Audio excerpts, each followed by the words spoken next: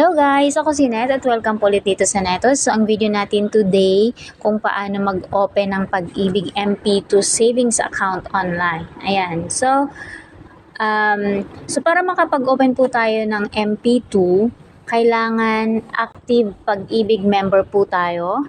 Hindi naman ibig sabihin ng active buwan-buwan tayong nagko-contribute. Hindi naman po ganon. Ano lang, dapat Pag-ibig member ka at least may isang contribution ka na or nakapaghulog ka na ng kahit isang beses lang.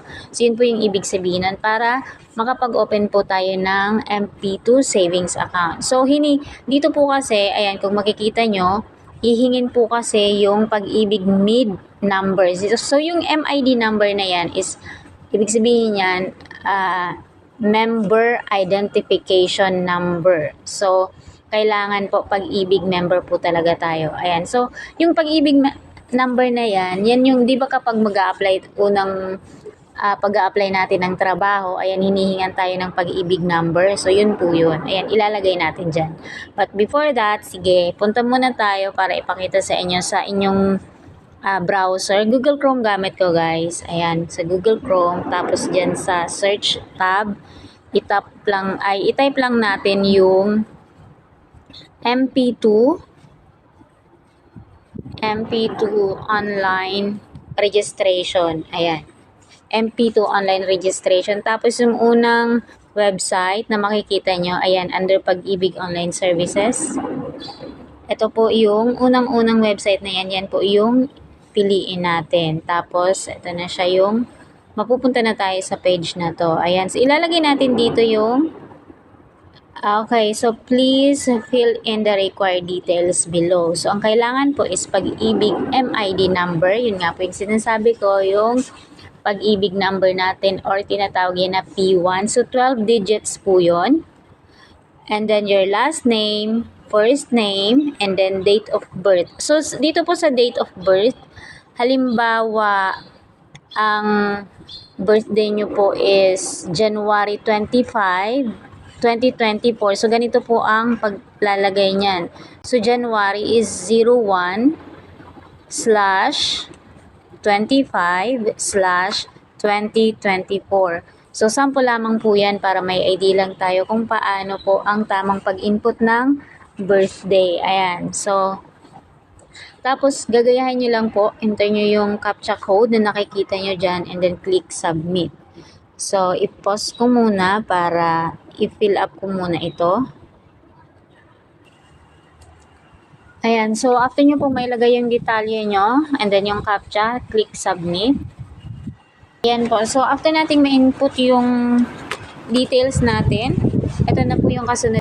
Ito yung summary ng aking Pag-ibig or P1 account. Tapos, dito po sa bandang kanan, you already have an existing modified Pag-ibig 2 or MP2 account. Click to continue to enroll a new account. So, meron na po kasi akong dalawang account sa Pag-ibig. Okay, so bali pangatlo na to. Hindi naman, sa mga napapanood ko po kasi, pwedeng mag-open hanggang 5 account sa MP2. So, ito yung pangatlo kong MP2 ko. Yung isa may hulog, yung isa wala. Ayan. So, ito naman para gawan ko ng video para sa inyo kung paano mag-open. Ayan po. So, i-click ko lang yung continue. And then, after nyan, lalakihan ko nga. So, tatanggalin ko yung part ng my personal details ko, guys. So, described monthly contribution. So, dito po sa monthly contribution, basta ang minimum lang desired. So, kung magkano lang po ang gusto nyo, basta minimum of 500. So, nasa inyo po yan, kung magkano yung pwede nyong i-save. So, pag malaki yung ma-save nyo, mas malaki din po yung dividends na makukuha nyo. Dapat po yung extra, nyo lang po ito yung extra pera nyo lang kasi 5 years term po ito. So, hindi nyo agad kapag kailangan nyo for emergency, hindi nyo po ito agad-agad makukuha. So, savings po to 5 years term. Ayan. Tapos, preferred dividend payout. So, pwede nyo po kasing, okay, so ilagay natin dito, pala sa desired monthly contribution, ilagay natin 500 lang. So, yan yung minimum Tapos, preferred dividend payout. So, itap natin yung drop down arrow. So, may nakalagay po dyan na annually or 5-year end term. So, sa annually, gusto nyo bang kunin yung inyong dividend taon-taon or gusto nyo hanggang sa matapos yung term nyo? So, ang tawag dyan is compounding, yung iipunin nyo yung dividend, and then kapag natapos na yung term nyo, sa kanyo lang kukunin. Siguro kung talagang pagsisave yung yung pag-o-open nyo po ng MP2, mas magandang dito po tayo sa 5 years term po. Okay, ayan. Pero nasa inyo naman po yan, kahit ilagay nyo sa annually kung hindi nyo naman kukunin, so okay lang din. Pero ako ilalagay ko po sa 5-year end term. Ayan. Tapos mode of payment, so itap natin yung drop down arrow.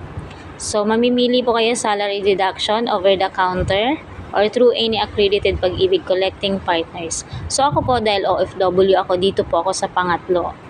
Through any accredited Pag-ibig collecting partner. So, dito po kasi pwede tayo sa GCash. Ayan, sa GCash po ako nagbabayad naghuhulog ng contribution ko or ng savings ko sa MP2. Ayan. So, para mas mabilis po, kapag over the counter hassle po yan, pupunta pa kayo doon sa branch ng Pag-ibig para magbayad, diba? Pila pa lang, inubos na yung oras nyo. Kapag salary deduction naman, so makikipag-usap po kayo sa inyong company para i-deduct po yung contribution nyo. Ayan. So dito tayo, o dito po ako sa pangatlo, through any accredited Pag-ibig collecting partners. Ayan. Tapos source of funds, tap natin yung drop down arrow ulit. Employment income ba yan? Savings deposit, property. Saan nyo po kukunin yung iyong ipanghuhulog dito sa inyong MP2. So, pili po kayo dyan. Ang ilalagay ko is employment income. Ayan. Okay, kapag tapos na po dyan, i-click natin yung submit. So, eto na yung ating Pag-ibig MP2 savings account. So, makikita nyo po, lalakayan ko po. Pwede nyo pong i-screenshot or i-save.